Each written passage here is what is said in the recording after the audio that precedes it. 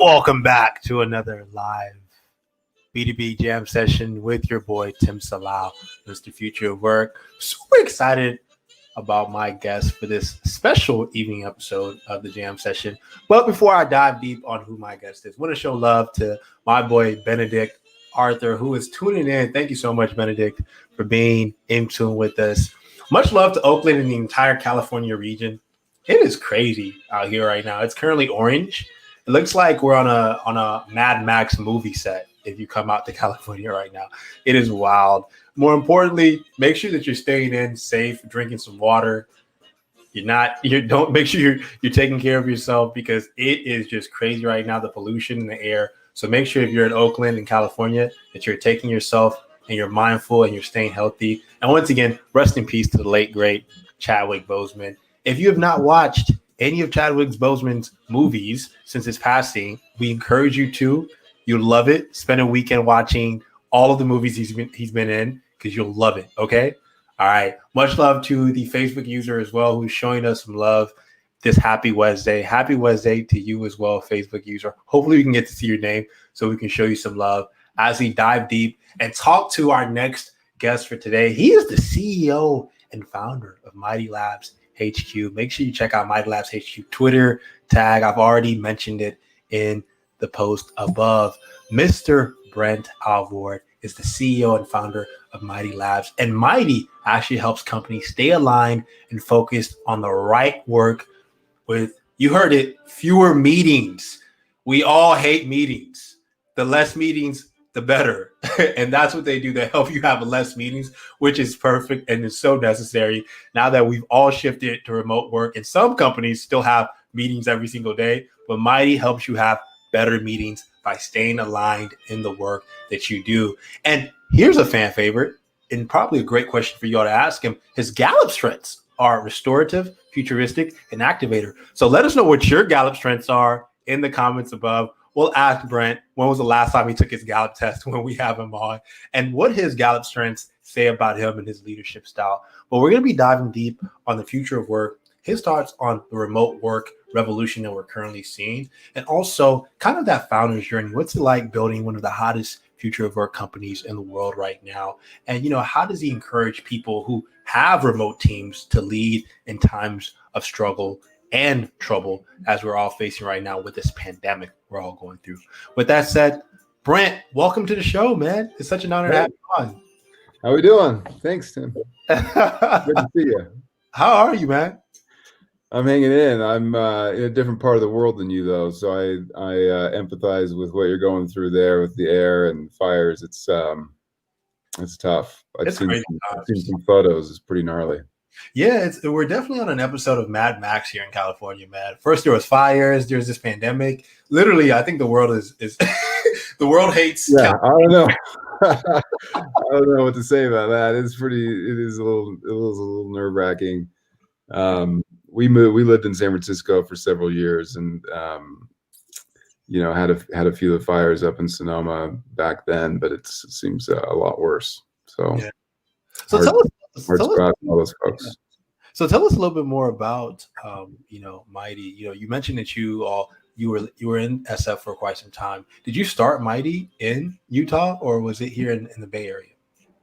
Yeah, no, I moved to Utah right when we were getting started, really super early days, still kind of research mode. I love San Francisco, and I'd probably live there the rest of my life, probably if I could. But I have three little girls, and going into startup mode, and it was like, let's tighten the shoestrings a little bit and keep the burn down a little bit. And Utah's a great place. That mountains are kind of my happy place, and I think honestly, like, for my ability to stay balanced and focused on both work and family, my ability to jump into the mountains and kind of get some headspace in is super helpful. So we've had a good time here.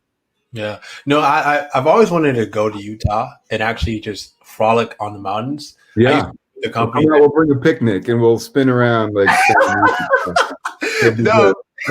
Sweet, let's do it. Utah has the best scenery in the world, in my opinion. Beautiful. It's beautiful. Wow. It is beautiful. And it's good. If you ski in summer or winter, it's pretty good. But I think more than that, honestly, like, there's been a lot of great companies started in Utah over the last many decades. I think there were always headwinds facing them, though, whether it was talent or capital. Early, venture capital would come into Utah for a few decades now, but it was often at the later stages. And I think over the last kind of 8 years, those true early stage, dollars are coming here. There's been some great companies started, great talent. So it's a good ecosystem, good spot. Yeah. So talk to us a little bit about kind of, what inspired you to start Mighty, because you all have actually been around pre-COVID-19. So a lot of people may have caught on to y'all's recent round of fundraising around COVID-19, but you guys have actually been in motion and building for quite some time. So take us back into that journey. Yeah. Well, I mean, I started Mighty out of the frustration that I had managing teams, and it was, being a manager in a big organization is a super complex job, and people kind of underrated somewhat, but you got all these different stakeholders to keep kind of in the loop and manage, whether it's your executives that you report to or your peers who you're collaborating and working with, the teams that you're actually managing, and individuals who you're trying to help learn, develop and grow. And there are information barriers kind of to each of those. And I was just frustrated with it. And I started kind of building a model for myself to do it more effectively. And I finally got smart enough to kind of look around me a little bit and realize it wasn't just my problem. It was kind of this persistent problem in any organization when it gets to a certain size. And I said, something's got to be done. And remote work, I don't think it. While I was managing distributed teams, some people were in person right there, and some were distributed. That wasn't the core thesis of it. But over the last, since we've been building, we've realized all the organizations we've spoken, in early product validation all the way through now, all have remote work, and it's just clear like that is a really important element to be able to tackle as well. So now it's like more timely than ever. Mighty being used in a lot of organizations, even if they weren't remote before COVID-19. Yeah, I mean, look, I think when you're in person, the problem is already there. Like the challenge with kind of information asymmetry and kind of work and effort being buried under layers of tools is already there. And a lot of organizations try to just handle it and solve it through osmosis, but management by osmosis, like, doesn't work when people aren't around you, right? Yeah. It doesn't work anyway, by the way. It doesn't work even when they are around you. It's not a great model, but and so the problem, I think increased by an order of magnitude kind of overnight. So it's important. Yeah, so it's one of those problems that still persists even beyond, even beyond a pandemic, right? So I want to ask you, given everything that's going on, right? Like, there's organizations, they have to survive through a pandemic right now. There's there's a whole bunch of software as a service companies popping up right now. What are your thoughts on the future of remote work? Do you like this current condition of how we're all working? What are your thoughts as a CEO and a leader? Yeah, look, I think there's some real benefits to it. I think you have to set up a certain type of flow and process and cadence with the team. You have to be, I think, very purposeful about it. And that's why I think it struggled to take off for long enough, is that people were like, it's hard. I mean, you have to be very purposeful in the culture you build, in the cadence that you meet with teams. Managers and others have to really learn how to work asynchronously. And that takes a level of effort and intention that if you don't have to do it, you understood a lot of companies didn't do it. Now they do have to do it, and it's exposed a lot of cracks in processes and management practices and things like that. But now that we kind of accelerated 10 years of digital transformation into like 3 months, and so I think that kind of shock, sometimes it takes a major catalyst, but I think it's broke the dam in a lot of ways, and I think it'll be here to stay.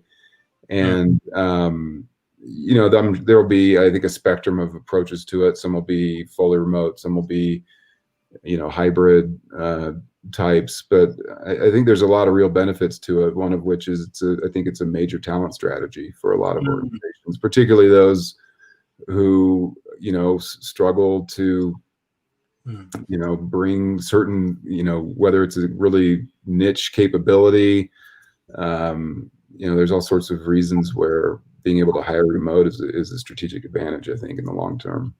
Yeah, I even in Silicon Valley, we're seeing new payroll companies pop up. One being this company called Deal, that's really like helping people with remote, localized compliance and payroll management, which is really, really interesting.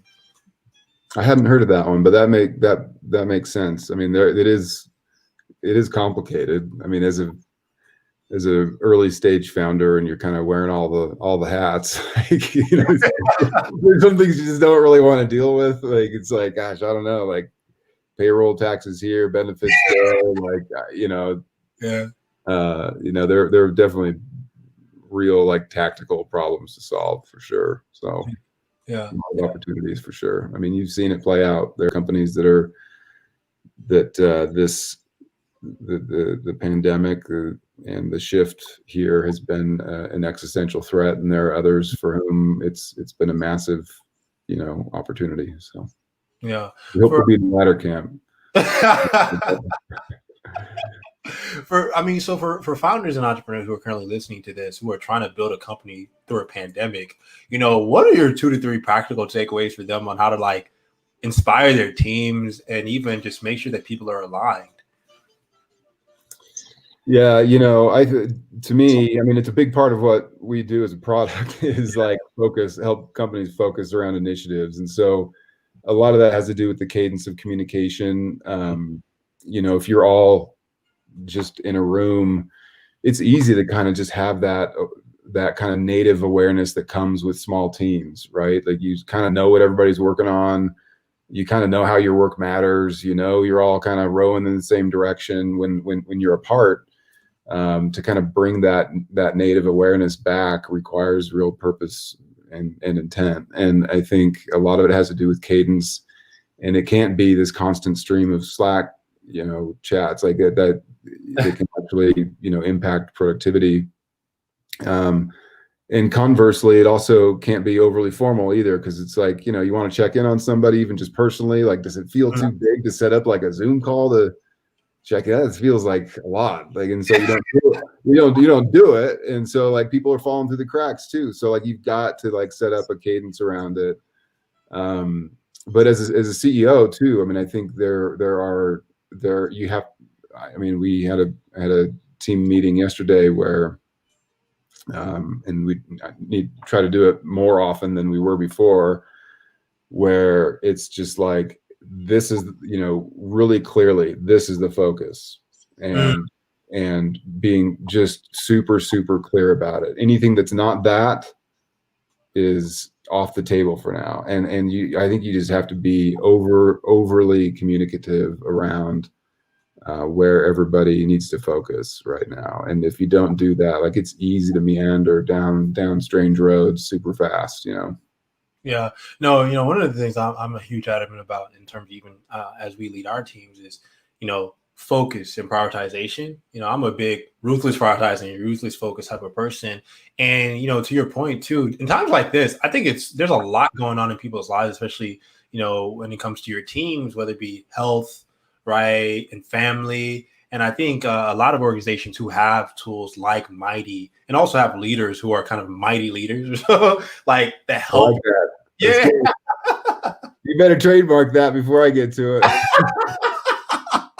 No, but they're necessary in times like this, right? Where people need support, people need care, and they need. Oh, man. I tell you, I mean, I think there's one thing that you don't really realize. I mean, maybe you do. Maybe people have eyes, more wide open than I did before being a CEO. But heck, everybody's got a life, man, and people deal with things that you just don't know. And and I don't know everything as CEO by any means, but I am made aware of things that, and people deal with things. People have life events, good things, bad things, and I think as a CEO, it's opened my eyes and I think increased my empathy to be able to feel and relate with people in a new way.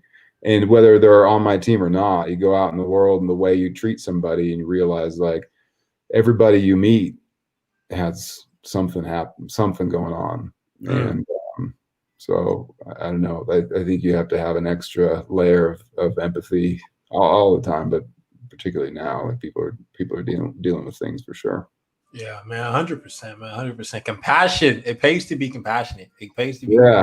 Yeah, it really does. It really does. So talk to us a little bit about what's in, Mighty HQ's tool stack. So you all are a remote, decentralized team, of course. So what are some of the tools that you all use to like keep in operations or that integrates in Mighty? Yeah. Funny. I think I closed it down, but I had a whole list here a minute ago because I was looking at our burn, just kind of going through things at a granular level, and we have so many more tools than I thought we did. But obviously the core is, we're pretty heavy in Slack. We've got integrations between all the primary. It's kind of our primary notification layer. Like anything big happens in GitHub to Jira to Confluence, anywhere else, Notion. It all kind of streams through there. I think a pretty classic setup. And then we use Mighty, obviously. So like, talking about our team meeting yesterday, when we talk about focus, it's like, okay, when we talk to teams, we talk to organizations, we talk to departments, and we're like, how many people do you have? Like, what are y'all focused on? And like the lists and lists of things that they're focused on, it's like, no, you get 3. Like you can't focus on 15 things at once with 10 people. Yeah. Like choose 3. And that's kind of what we do as a team. And in Mighty, that's what helps us focus. It's like, here are our 3 key things we're working on right now. The big 3 things, and all the work that we're doing streams into those. And I can see, I don't spend my time in Jira. I spend my time in Mighty when I need to check in, see where teams are focused, see where things are aligned, see how things are moving forward, see where the momentum is. I go to Mighty, and we capture everything. And if stuff isn't kind of falling into those 3 buckets and it kind of comes down here, it's like unaligned. It usually sparks a conversation. Sometimes it makes sense, like, oh, it's like a keep the lights on type thing. But if it's not, we kind of just try to snap back and focus. So we use Mighty. Man, no, I think every startup founder needs to use Mighty, especially with the chaos of building a startup in the early days. You need a tool that really helps you focus. Yeah. Well, we can't help you focus necessarily on your, like, I think the hard thing about a startup is there's a lot of hard things about a startup, let's be honest, but one of the hard things about the startup is, you get so many requests from so many different people pulling in different directions and prioritizing what to do. But once you get through that and you set your initiative, we're your jam. We got you. Yeah, 100%, 100%. You know, Brent, like, I would love to ask you, you know, who have been some of your favorite leaders who have kind of inspired your leadership style in terms of how you lead your teams and kind of embrace, you know, this remote first working environment that we have now? Who have been some of the folks that I've followed. I mean, a lot of your key folks, I think that a lot of people here do, but you know, I think I follow the culture is how I think about a lot of those things. Like the culture that Stuart Butterfield is an example. He wouldn't, you know, he doesn't know me, but I've met him a time or two. And just seeing the empathy that he has that he has for his team, the kind of culture that he's tried to build there, the kind of collaboration he's tried to build there, you know, the types of books he reads, you know, the way he stays informed. You know, I look up to him a lot. Yeah. Shout out to Stuart Butterfield. If you see this on Twitter, show us some love and retweet. And I didn't just say that because they're an investor in us, but I've looked up to Stuart for a long time. I remember when I lived in San Francisco, going to watch him early days, telling his story on the Stanford campus about, you know, this massive pivot from a game company to what they're doing now. I'm just like, and to hear him talk about culture and the way he thinks about the world and analyzes problems and the way he thinks about people is pretty special. It's very designer centric. Stuart is a great leader. Stuart's a great leader. You know, I wanna have you share a little bit more about, you know, with given like every company now, you know, fully remote and decentralized. You know, what would you say is if there's a tool outside of Mighty that every company should be using right now to ensure that they're successful, what would that be? Outside of Mighty. Yeah, I got you. You Slack here, guy. We do use Slack. What would be the one tool? I guess it depends on the problem you're trying to solve, but if you're talking like, you know, yeah, honestly, I think so much of it has to do with communication, that tying together and making communication more fluid, more easy, you know, but also kind of on your own schedule. A lot of people don't realize the power of Slack, but the breaking down of those barriers and kind of being an API for your organization is a big deal. As a platform, Slack as a platform. And, you know, I don't know, in my view, I could do without email. I could do without a lot of things, but I think Slack is kind of that like API for our organization, to be honest with you.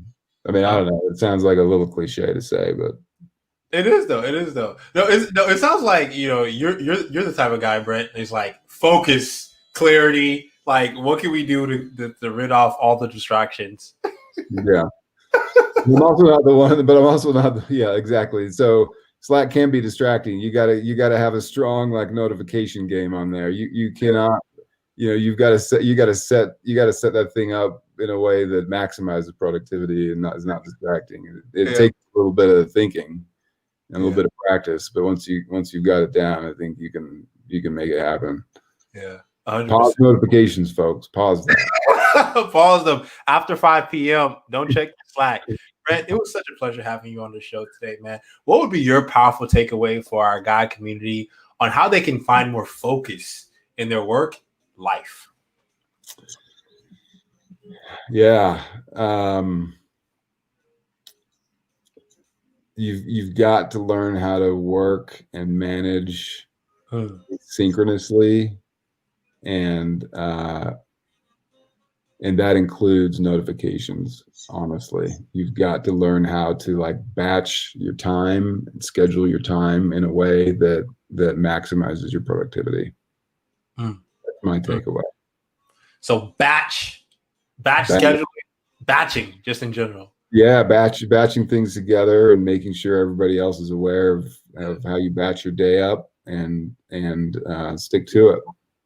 Man, I love it. I love it. That's a Right. productivity hack. Take care of yourself. One of those batches has got to be personal. The big one. Yeah. It really does. Like if you don't take care, you don't take care of your body and your mind, it's too hard. It's really just too hard. So one of those big batches, I don't care if it's early in the morning, late at night, middle of the day, one of those batches has got to be for you. Powerful. Put it on your Google Calendar, folks, or even make sure your Slack.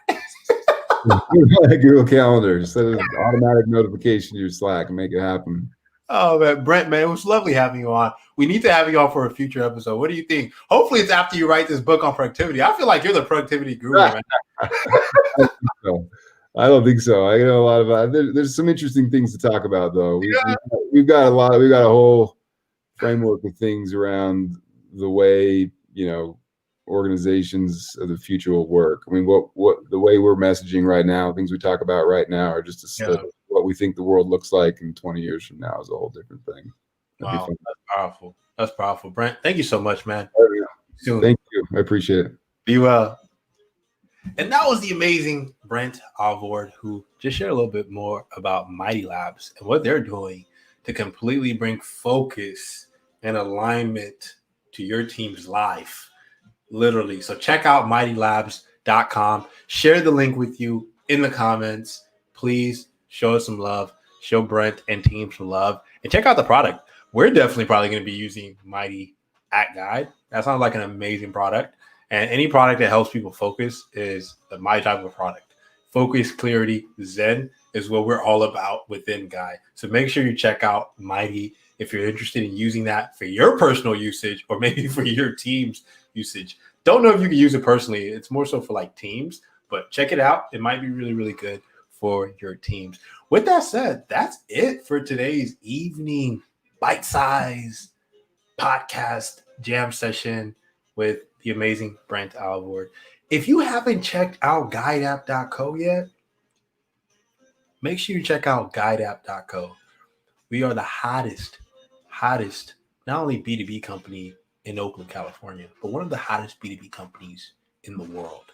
So check us out, show us some love, sign up for our early beta. Literally today was just on the phone with someone from Dell showing us some love. They're interested in using Guide for their teams. You should be interested in using Guide to learn and grow in your career. So show us some love at guideapp.co. And a lot of people have been telling me, man, Tim, you're amazing in marketing. You're doing all of this. But look, I want to be on your show. I want to be on guideapp.co. I want to be a part of the movement. You can definitely join the movement. Show us some love. Hit us up at utfow.com. I'm always telling people, look, if you want to be a guest, I'm always open to guests. My inbox is crazy. My DMs are crazy. But I always love showing love to people who want to use our platform to lead their platform in movement. So definitely check us out, utfow.com, utfow.com. Check us out. If you want to be a guest, we'll definitely give you our platform so you can lead your movement. All right, y'all. As always, much love to Oakland. Oakland, stay safe, stay healthy. Make sure you're not digesting any of these toxins outside in this very red air Mars atmosphere that we're living in. So make sure you're staying safe. You're taking care of your loved ones. And once again, always rest in peace to the late, great Chadwick Boseman. Let's all make sure that we're doing things that are peaceful and we're not a part of the violence that is in the violence and the protesting, the horrible protesting that is going on in the world. No violent protesting, y'all. Be safe, take care of yourself, show love to one another, and stay compassionate. All right. Much love to Oakland. If you are in the building, if you're tuning in from Ukraine, Africa, Nigeria, wherever you're seeing this or wherever you're listening to this, much love to you as well. Wishing you and your family love as always. All right. Peace, love, and abundance. See you in the next telecast. Be safe, y'all.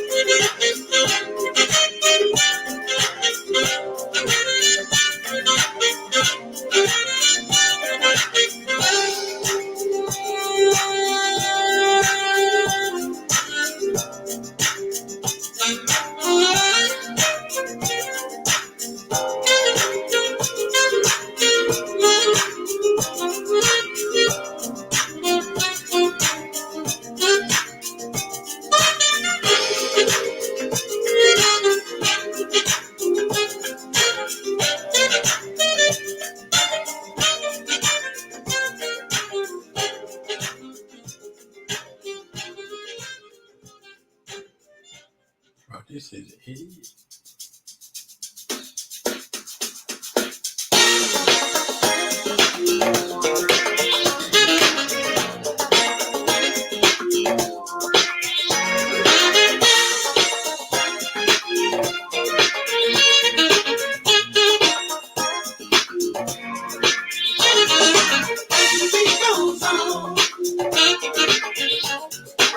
Just like my love everlasting.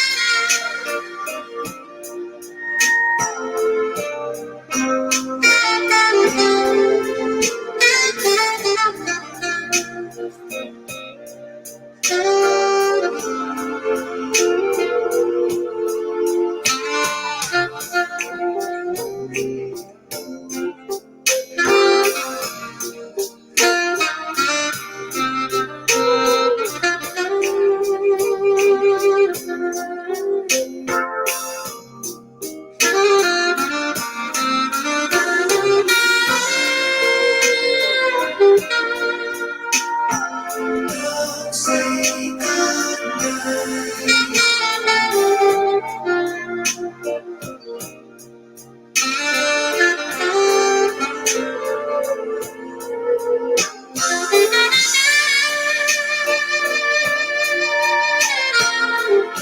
say